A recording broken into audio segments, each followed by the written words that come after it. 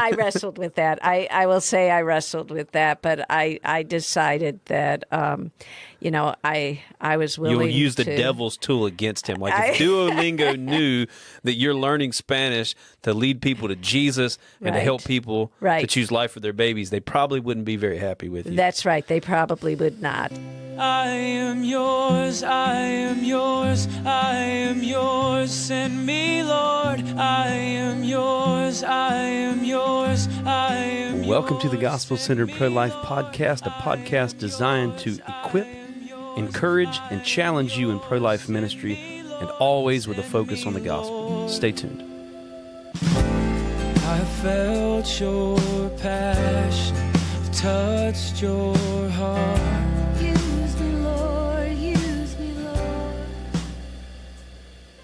Hey there. Welcome to the Gospel-Centered Pro-Life Podcast. I am here. I'm Vicki Kaziorg. I'm a sidewalk missionary here in Charlotte for the past 9.5 years. And I'm here with Daniel Parks. Daniel, go ahead and tell us who you are. So I am Daniel Parks. I serve as the West Coast Regional Shepherd for the efforts of Love Life on the West Coast, all the way from Washington State down to Southern California, and a lot of places in between. And I've been involved in sidewalk ministry since 2005, so maybe a little over 15 years, mainly here in Charlotte, but I've been at abortion centers across the nation helping out with sidewalk ministry there.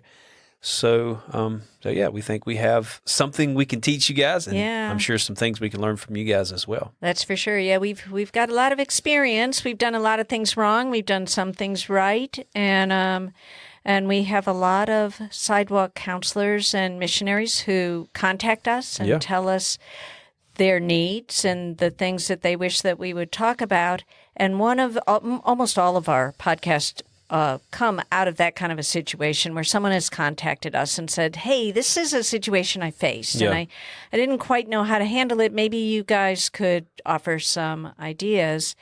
And that is how this one that we're going to talk about today evolved. Is we had a missionary contact us and say that she had a Hispanic woman, I believe, stop for her and didn't speak Spanish herself, didn't have a translator available, and just wondered, what do you do in that situation? Because it does happen. Yeah, absolutely. I've dealt with that frequently. So we had, I think, a lot of ideas. I've got a lot of ideas personally from how I have dealt with that situation. It's always a good idea to know if there is a large other than English-speaking population in your area, and as best as you can, find out, is there someone in your area that you can use as a translator? For sure, that's the ideal. But the ideal is to learn the language yourself. Well, Daniel, I actually am, I think I've mentioned this on a few podcasts, there is such a large Hispanic population here, and we have so many Hispanic women showing up for an abortion, that I decided I am going to learn Spanish. And I am currently number one in my in my Duolingo league for people learning this language. It's an honor to be number one. Yeah. But so I'm learning Spanish, and slowly, very slowly. Real quick, maybe you have it in the article. I'm not positive if I mention this. I think I do, but the Duolingo thing. Duolingo, I will tell you, I will warn you, it's liberal. Okay. In learning a language. So they're trying to indoctrinate you with pro-abortion philosophies and things? I have not seen pro-abortion philosophy. I definitely have seen like two daddies and two mommies philosophy. And there are often two husbands raising a son, and I'm learning how to talk about that in Spanish. Okay. So I almost stopped doing it because that is not my, I don't believe that when you're learning a foreign language, that they should be indoctrinating you in a worldview that I don't believe is biblical. Duolingo does have those kinds of statements. However, it is by far the best foreign language learning app or whatever program that I have found. And I am learning. I have counseled women in broken Spanish since starting the Duolingo program. I have had people choose life when I have not had a translator. I use a variety of methods, which we're going to get into. Yeah. Does But it cost money? And it's free. Okay. Now, it's totally free. You can learn a foreign language, they say, in 15 minutes a day. A lot of my spare time goes into this foreign language, learning on Duolingo, because I am committed to learning Spanish so that I can speak with the women that come to the abortion center. Yeah. So I'll often do an hour, sometimes even 2 hours a day, but they say in 15 minutes that you can learn the language. So it's Duolingo. It's a free app. There is a paid version where you can, it is better, but it's not better in terms of the learning. It's better in that you can go longer. In the free app, if you make 5 mistakes, you're done for the day. They won't allow you to continue on that day. And there are times when I make those 5 mistakes within the first 5 minutes. So what is it? It's like giving you phrases and you have to repeat them or something? It's really good. They tell stories so that you're actually listening to the language. You repeat so that you're learning to speak the language. And then they, word by word, giving you the words, the verbs. So it's a very comprehensive approach. Lots of pictures, lots of reinforcements. Duolingo is this cute little character, and he'll come on the screen and say, "Great job." Okay. And he does a little dance. Yeah. So I really like it. It's free. You just have to give a little part of your soul. Right. Okay. Yeah, no, that's cool.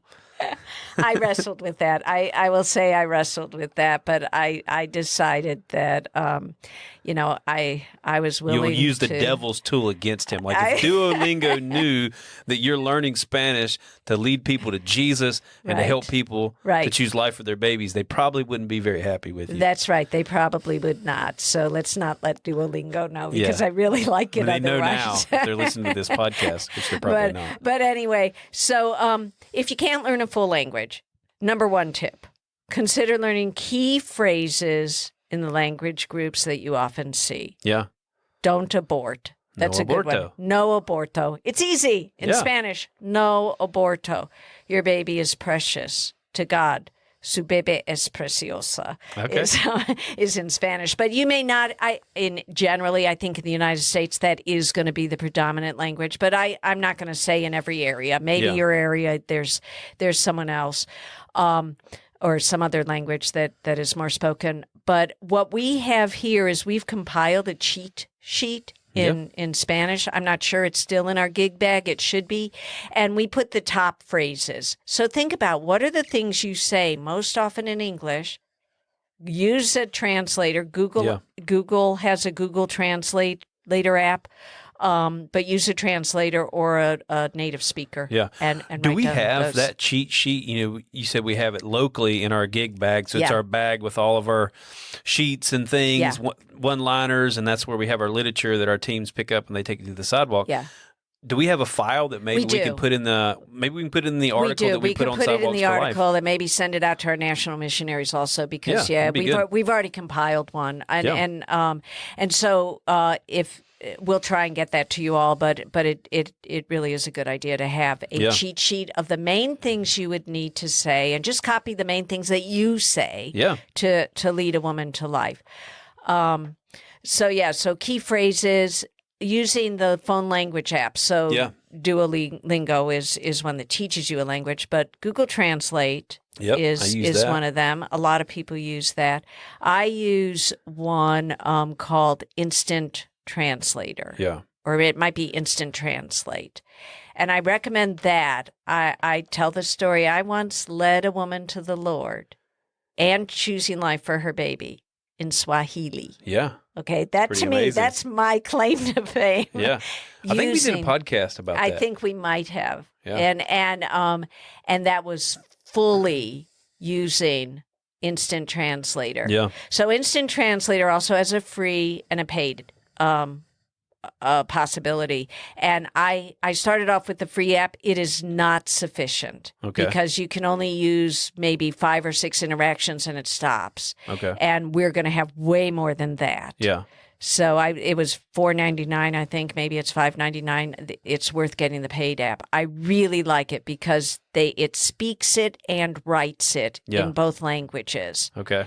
And so the advantage of that is so many times when you use a translating app, Google Translate, is this true of that? It hears something you didn't say. Right.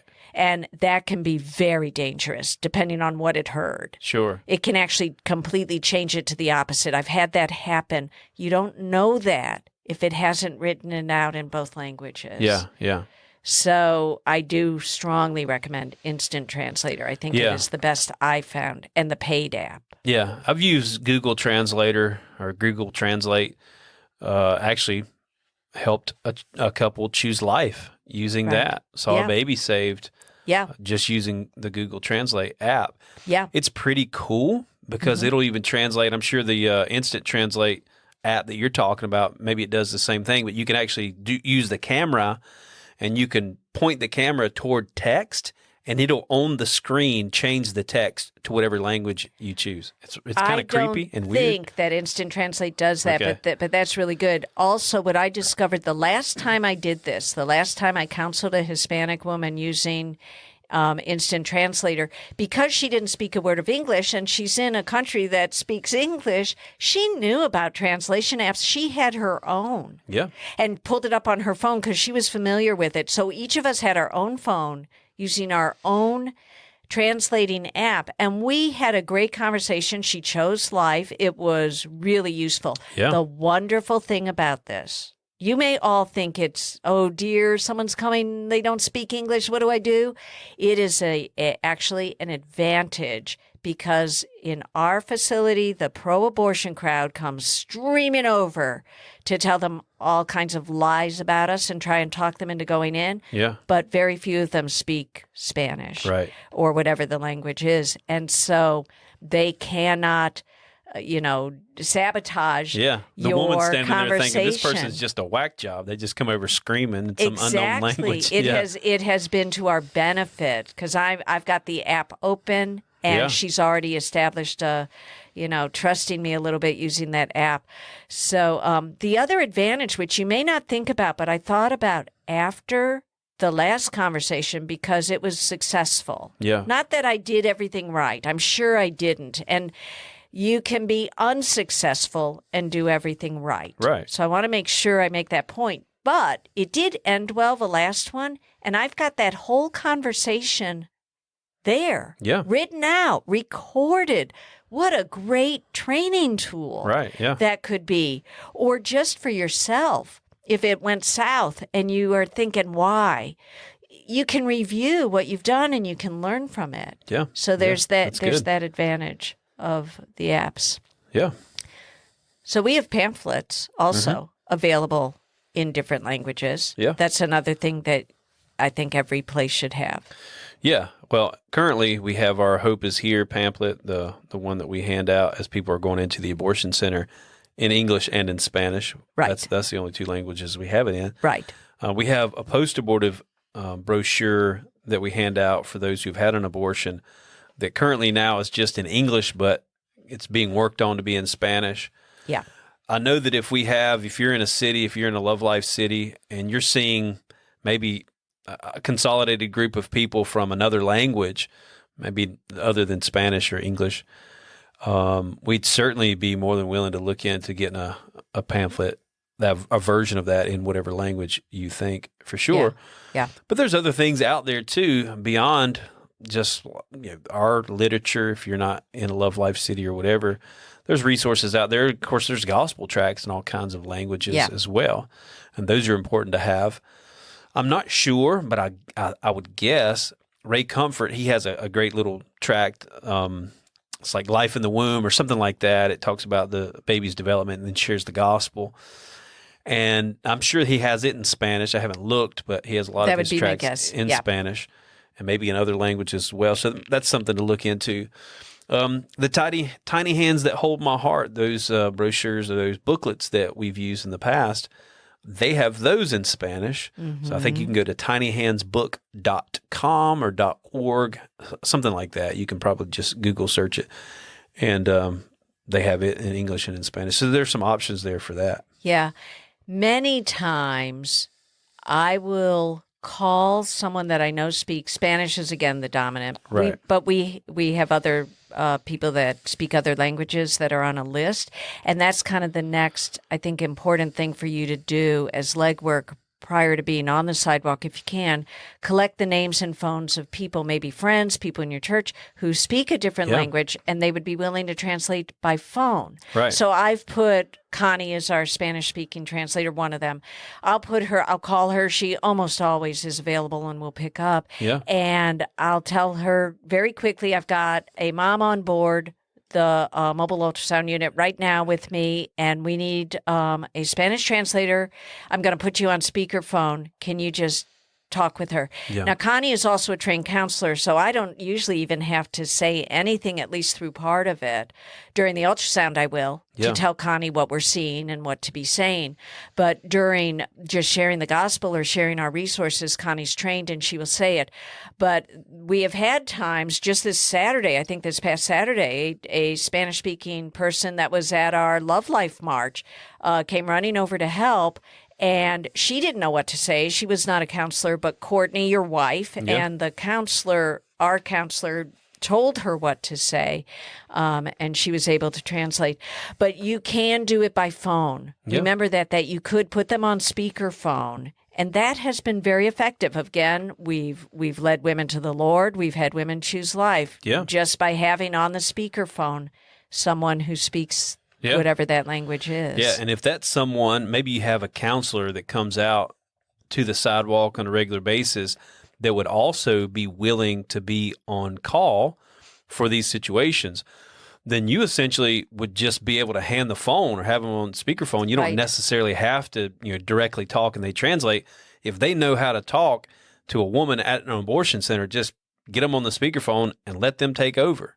Yeah. You know? That's a good point. And something a little aside that I've learned doing this is, even though I don't know what the translator is saying when I'm holding the phone for them, I look straight into the eyes of the woman and nod and smile and act as though it's me speaking to her. Yeah. Because she has to trust me. I'm the person that's in front of her. Right. And so I may not understand a single word, but I'm acting like I can and nodding and I hope I'm nodding to good things. I think normally I am. But I think that's important to remember, to keep your eyes on the woman, even if it's not you speaking, so that she's feeling that relationship develop. Yeah. And then another kind of pointer tip that you have here in this article is announcing the need at prayer walks. Our prayer walks for a lot of our cities are going on a weekly basis. So there's different churches, different people that are coming out. And so putting out there at the end of the prayer walk, we give a call to connect. And one of those connection pieces is Sidewalk Outreach. We need people out here on the sidewalks. And you can get specific, though. We're seeing a lot of people that speak Swahili, maybe. She was the only one, but you never know. I know we've seen a lot of people here, actually, that speak Nepali. I don't know, what's the language exactly? Okay. I don't know. In time past, we have, for sure. And there's actually a Nepali church in the Charlotte area that we have a connection with, so we can get someone on the phone. Yeah, actually, Russian I actually have seen, and we do have a couple of people that do speak Russian. That are on. I've got them on my phone. Yeah, so you can put that out there at the prayer walks and just say, "Hey, we need people out here on the sidewalk that can speak Spanish, or we need people that are willing to be on call." So that's a need you can put out there, for people. Yeah. This is a really important one. The next point that I raised in the article. Be aware that immigration status can affect the decision to abort. Okay. Kind of a bit of an aside, because it's not like I'm talking specifically about speaking their language. Right.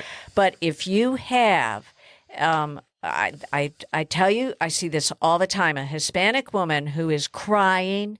She agrees with everything I say through the translator, and she's still saying that she has to abort.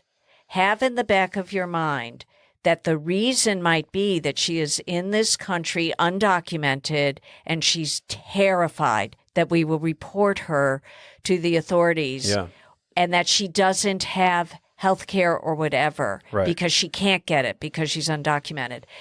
Knowing that, I have approached this issue very carefully. I don't even want to tell her I suspect that, because that might make her even more frightened and drive her into abort. So I will say something along the lines of, if you fall through the insurance cracks, or for whatever reason you are concerned that you will not get health care or help, please know that we will help you no matter what, no questions asked. And particularly, we have in our area a doctor who will see people for free when they fall through the health insurance, which is usually means because they're undocumented. Yeah. If not every area may have that. Right. But if you can try to find that, it's valuable, because it is, I would say, in many cases, one of the major reasons that a Hispanic woman is here choosing to abort. Right. She's here undocumented and is afraid she's going to be reported. And sometimes I will say, we don't care whether you're here legally or illegally. We just care that we want to help your baby. Right. Yeah. So. Yeah, that's good. That's good to be aware of that for sure. Right. The next thing that you have here in the article, which I think is really important, is try to know the culture. Yeah. Do the best you can. Now, I think this does speak to the language barrier, right? Mm-hmm. They say people don't care how much you know until they know how much you care. Yeah. People don't care if you know their language, if they don't think that you care about them. And a way to show people that you care about them is being sensitive to their culture and understanding their culture. There's some differences. Yeah. And we're talking about people that are Spanish speaking. Yeah. The culture is different. As a matter of fact, with most cultures in the Spanish speaking world, Hispanic culture, whatever you want to call it, is family oriented. And so speaking to those situations, speaking to family situations, maybe the situation is such that the young lady is afraid that her parents are going to find out she's pregnant outside of marriage. I mean, that's across the board pretty well a concern for no matter what culture you're from. But in particular, in this culture, we can kind of speak to that family dynamic, and really speak to the fact that that baby is part of her family. So that's just one example. I don't know if you have others. I do have a couple of others in where I was going with this, but one of them, speaking about Hispanic groups, they're usually the easiest to convince not to abort. And that's, I think, part of what you said, and also because they believe in God. Overwhelmingly, they do believe in God. I may not agree with how their beliefs in totality, but when they believe in God, just saying, what would God have you do, to a Hispanic woman often brings tears, because they know what God would have them do. The other culture, though, and I think we may have talked about this in another podcast, but I will reiterate it because I think it's important. One of the hardest people groups, I would say, to convince don't abort are people from India. Yeah. Is kind of been my experience. Yeah. And I don't want to stereotype people. That's not always the case, but generally that is my experience. And we have a counselor whose family is from India. I think she herself may even have been born in India, but she certainly knew the culture. Yeah. And she said they don't believe it's a baby until it takes its first breath. Yeah. And therefore, a lot of our talking points are not going to work with people that believe that. But she said they are very family oriented, and they will protect their family at all costs. They will protect their elders at all costs. They'll bring in their moms and their dads when they need more care, as opposed to sending them to a nursing home. Very family focused. So she said, focus on that. So talking about the baby as their son or daughter, a member of your family. I now will say that every single time I see, well, often with all people groups, but especially with people from India or who look Indian. Yeah. This is a member of your family. This is your son or your daughter, and you are charged to protect your son or your daughter. That carries more weight for them, because then it's in the terms of their culture. You protect family and you love family. Yeah. So those are the two that I brought out in the article. I'm sure there might be other like people groups, cultural groups, that if you know you see a lot of that particular group, find out Yeah. about what they believe about babies, the unborn child, and their culture. And Yeah. those can help you in knowing how to specifically speak to them. Yeah, absolutely. That's good. That's Yeah. good. Yeah. Well, I guess we'll wrap up with our last point here. Yeah. And that's something we talk about oftentimes. Yep. And that's conveying compassion. And it's conveying compassion through the tone of your voice and the look on your face. Like you want to connect with them, let them see compassion. You guys have heard me say it often, is to suffer with them. Calm is with, and passion is suffering. So to suffer with them, even though you're not exactly understanding the totality of the situation, even using a translator app, there's some things that are going to be missed. You can get the general idea of what's going on in their situation, but you're going to probably miss some things. But you know that there's some struggle there, especially with when they're crying in front of you and there's fear, there's anxiety going on. We want to identify with that. Yeah. And make sure our tone, what you don't want to do is do the idiotic thing that oftentimes we do when people don't understand our language, is we get louder. Don't you understand? We talk slower and louder. Right. Like somehow somebody that doesn't understand our language at all, if we just say it slower and louder, somehow they're going to understand us. Right. Like, don't do Right. that, because Right. that's not going to convey compassion and a connection with that person and identification with their struggles.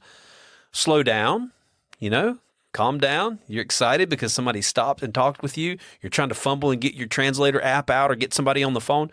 Just calm down. Trust the Holy Spirit to move through you.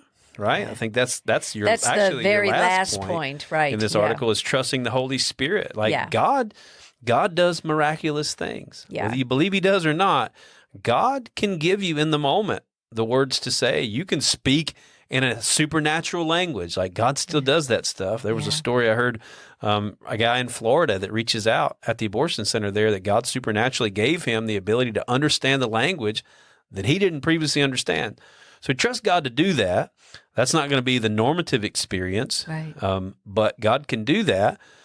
But also trust that the Lord can use just the look on your face, that the Lord can use just the fact that you're willing to be there and talk with them and connect them with somebody that does speak their language or whatever. Just trust that the Lord can use that to move their hearts toward life and toward Him. Even the compassion and sorrow on your face, as you say, the one phrase, maybe no aborto. I'm remembering a specific situation where that's what I did, no aborto, and I opened the pamphlet to the aborted baby and pointed to it because we have a picture of an aborted child, and the woman again started crying. She actually went in, but she came out and chose life. Yeah. So the Holy Spirit will bring things to your heart and mind.